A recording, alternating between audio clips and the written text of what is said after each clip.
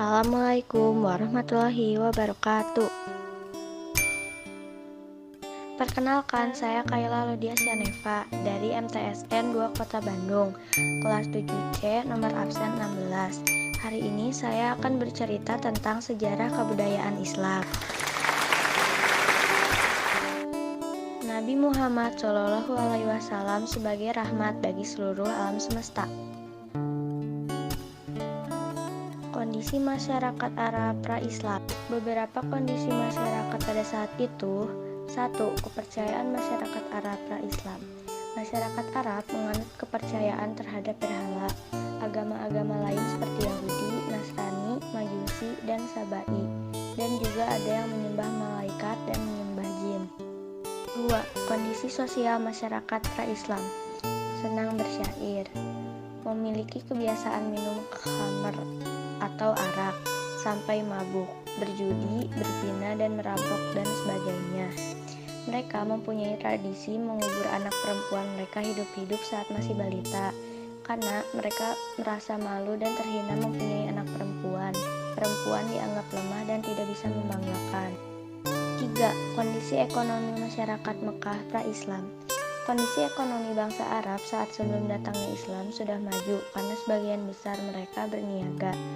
Perdagangan merupakan mata pencarian mereka, meskipun ada juga yang bertani dan berternak. Di antara penduduk Mekah yang memegang peranan penting dalam perniagaan di Jazirah Arab adalah suku Quraisy. Riba sudah menjadi tradisi dan lazim dipraktikkan oleh masyarakat Jazirah Arab termasuk Mekah. 4. Kondisi politik masyarakat sebelum Islam. Bangsa Arab dipengaruhi oleh 3 kekuatan politik, yaitu Kekaisaran Bizantium, Kekaisaran Persia yang memeluk agama Zoroaster, serta dinasti Himyar yang berkuasa di Arab bagian selatan.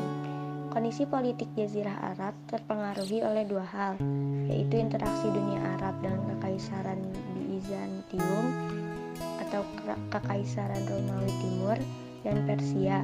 Kedua, persaingan antara Yahudi dan Zoroaster. B. Dakwah Nabi Muhammad SAW di Mekah. 1. Riwayat hidup Nabi Muhammad SAW. Nabi Muhammad lahir pada tanggal 12 Rabiul Awal tahun Gajah yang bertepatan dengan 20 April 571. Ayahnya bernama Abdullah Abdul Muthalib dan ibunya bernama Aminah binti Wahab. Nasab, bapak dan ibu beliau bertemu pada datuk beliau yang bernama Kilab. Jika dirunut sampai atas nasab, beliau berakhir pada Nabi Ismail ibnu Ibrahim, bapak orang Arab Mustaribah. Beliau berasal dari suku asli Quraisy, yang mana suku Quraisy adalah suku yang mempunyai kedudukan utama dalam kemuliaan dan kedudukan yang tinggi di antara bangsa Arab. Sebelum diangkat menjadi Rasul, Muhammad terkenal sebutan Al-Amin atau orang yang terpercaya. Dan bukan itu saja, beliau pernah memberi teladan dialogis yang sukses melakukan resolusi konflik antar suku dan yang berakhir dengan persatuan antar kabilah. Saat itu, semua suku Arab di sekitar kota Mekah saling berebut gengsi sosial untuk meletakkan kembali Hajar Aswad. Saat Ka'bah direnovasi akibat diterpa banjir, setiap suku merasa berhak menempatkannya kembali pada posisi semula. Semua bersih tegang dan merasa benar sendiri-sendiri. Untunglah dicapai kata sepakat bahwa orang pertama yang masuk Masjidil Haram dipercaya menyelesaikan konflik itu. Muhammad, pemuda yang waktu masuk masjid pertama kali, tampil memberi solusi yang cemerlang tanpa menimbulkan ketersinggungan masing-masing suku. 2. Permulaan dakwah Nabi Muhammad SAW. Ketika Nabi Muhammad SAW mencapai usia sempurna, yaitu 40 tahun, Allah Subhanahu wa Ta'ala mengutusnya sebagai pembawa berita gembira dan pemberi peringatan untuk mengeluarkan mereka dari kebodohan yang gelap menjadi cahaya ilmu, yakni diangkat sebagai Nabi dan Rasul. Semenjak turunnya wahyu, yaitu surah Al-Mudaththir yang berisi perintah Allah Subhanahu wa Ta'ala agar Nabi Muhammad berdakwah menyiarkan ajaran Islam kepada umat manusia. Mulailah beliau berdakwah. Masyarakat terutama keluarga keluarga dan sahabat-sahabat terdekatnya. Dakwah ini dilakukan secara sembunyi-sembunyi. Pada masa periode awal ini, kerabat Nabi yang menerima dakwahnya antara lain istrinya Siti Khadijah sebagai wanita pertama yang masuk Islam, lalu sepupunya Ali bin Abi Thalib sebagai orang yang pertama masuk Islam dari anak, budaknya Zaid bin Haritsah sebagai orang pertama masuk Islam dari hamba sahaya, dan sahabatnya Abu Bakar Siddiq sebagai orang yang pertama masuk Islam dari laki-laki dewasa. Dakwah Nabi secara sembunyi-sembunyi ini berlangsung selama 3 tahun. Beliau berjuang keras tanpa mengenal lelah, meski banyak ejekan dan gangguan yang diajukan kepadanya dan para sahabatnya. Dakwah secara sembunyi-sembunyi ini berakhir ketika turunlah perintah untuk berdakwah secara terang-terangan. Firman Allah surat Al-Hijr 94 yang memerintahkan berdakwah secara terang-terangan. 3. Perhatian dan prioritas dakwah Nabi Muhammad SAW. A. Mengajarkan ketauhidan, meluruskan akidah masyarakat Arab jahiliyah yang mana mereka memiliki kepercayaan berbagai Tuhan atau politeisme seperti penyembahan berhala, penyembahan bulan dan bintang, penyembahan jin, ruh dan arwah nenek moyang, dengan ajaran yang tidak sesuai dengan ajaran Islam. Islam datang dengan membawa ajaran tauhid, penyembahan hanya kepada Allah yang Maha Esa, tak beranak dan tak diperanakan. B. Kondisi masyarakat Mekah yang menyembah berhala. Nabi Muhammad SAW mendapat tugas mengajak masyarakat Mekah untuk menyembah Allah Subhanahu wa Ta'ala, Tuhan yang Maha Esa. C. Memberi kabar tentang hari pembalasan. Nabi Muhammad memprioritaskan dakwahnya pada ajakan untuk mempercayai adanya hari pembalasan. Mereka perlu menjaga kehidupannya untuk selalu sesuai dengan aturan dan tuntutan Allah Subhanahu wa Ta'ala. Setiap kebaikan akan mendapat balasan kebaikan. Sebaliknya, setiap kejahatan akan mendapat balasan yang setimpal. D. Merubah perilaku masyarakat jahiliyah. Nabi Muhammad secara bertahap mengubah perilaku-perilaku masyarakat Arab pra-Islam, antara lain mengajarkan perbuatan terpuji seperti menolong sesama manusia, melarang melakukan fitnah, mengambil hak orang yang bukan miliknya sendiri, melarang mabuk-mabukan, melarang perzinahan, melarang penguburan bayi hidup-hidup, dan ajaran terpuji lainnya. E. Mengangkat dan melindungi hak asasi manusia. Dalam Islam, manusia itu sama derajatnya, hanya takwa yang membedakan mereka. Kehadiran Islam justru untuk mengangkat martabat yang tertindas seperti para duafa dan fakir miskin, atau menghapuskan perbudakan. 4. Respon masyarakat Mekah terhadap dakwah Nabi Muhammad SAW. Pada umumnya, orang kafir Quraisy tidak senang menerima kehadiran agama Islam di tengah-tengah kehidupan mereka. Para tokoh masyarakatnya mulai menyebarkan isu yang tidak benar mengenai ajaran yang dibawa Nabi Muhammad SAW.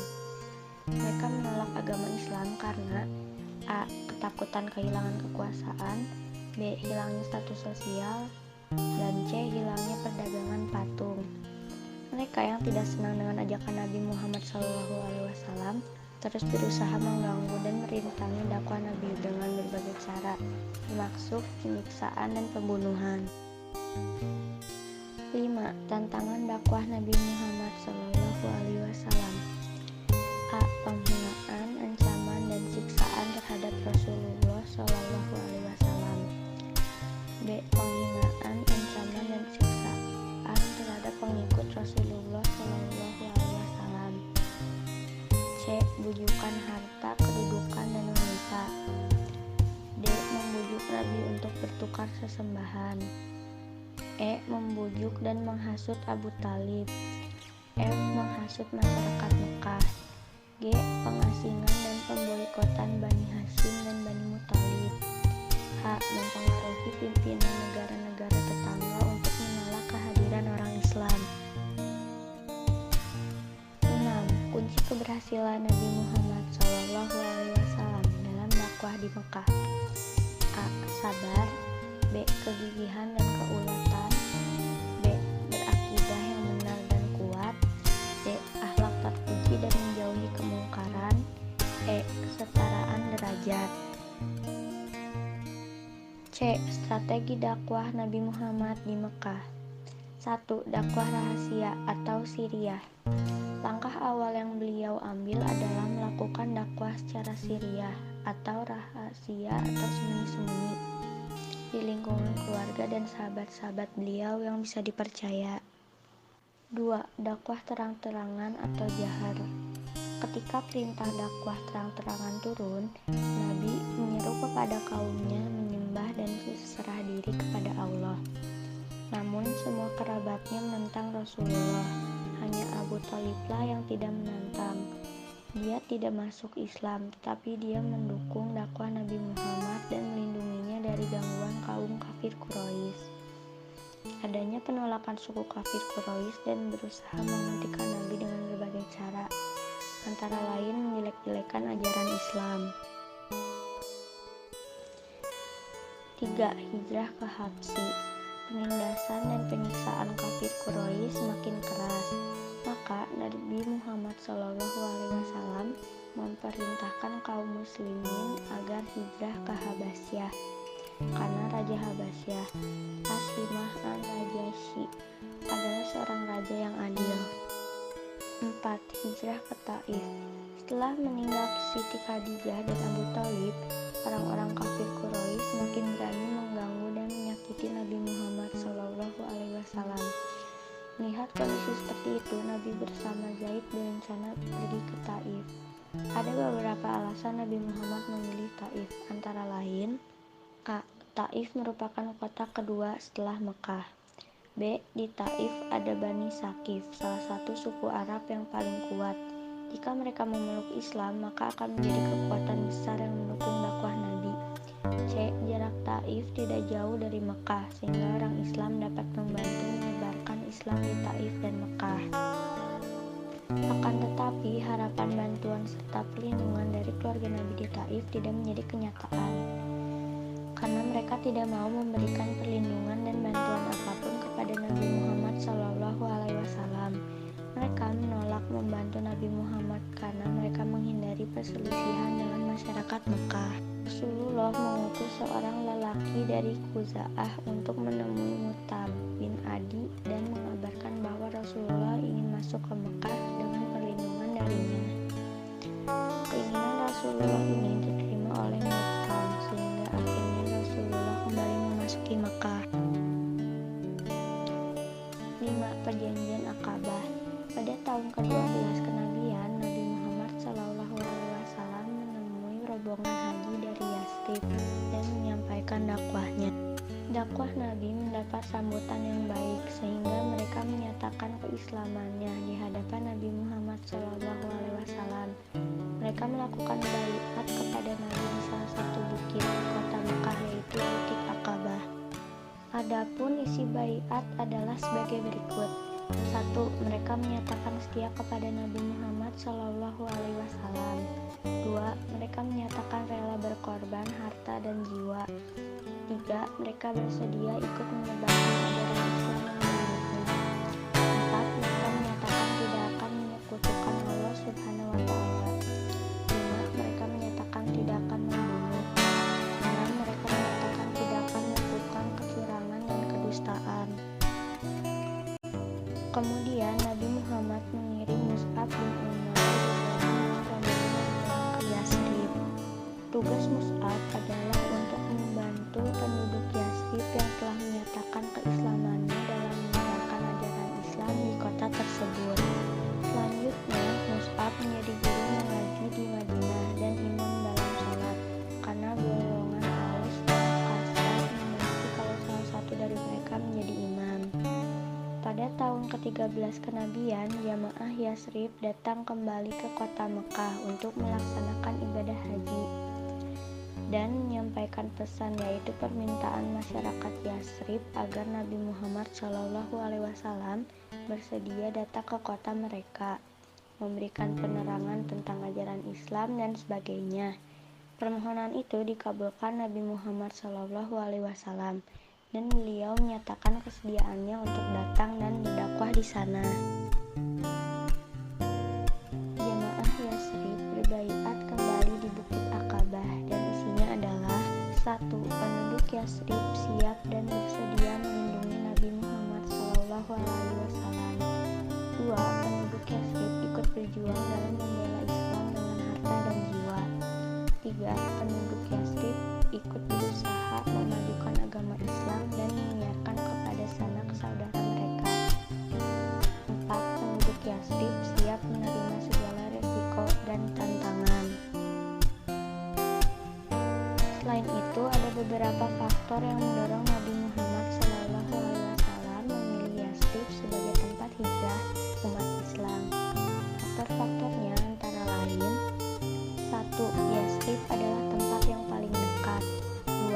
Sebelum diangkat menjadi nabi, beliau telah mempunyai hubungan baik dengan penduduk kota tersebut. Hubungan itu berupa ikatan persaudaraan karena kakek Nabi Abdul Muthalib beristrikan orang Yasrib. Di samping itu, ayahnya dimakamkan di sana. 3. Penduduk Yasrib sudah dikenal Nabi karena kelembutan budi pekerti dan sifat-sifatnya yang baik. 4. Bagi diri Nabi sendiri, hijrah merupakan keharusan selain karena perintah Allah Subhanahu wa Ta'ala. Dengan demikian, langkah-langkah strategis yang sangat menguntungkan bagi dakwah Islam telah dicanangkan. Beliau telah memiliki kesiapan yang sangat matang. Selain karena telah mendapat dukungan dari penduduk Yasrib, juga karena secara fisik dan mental beliau telah siap meninggalkan kota kelahirannya untuk meneruskan perjuangan dalam menegakkan kalimat tauhid. Sekian dari saya. Wassalamualaikum warahmatullahi wabarakatuh.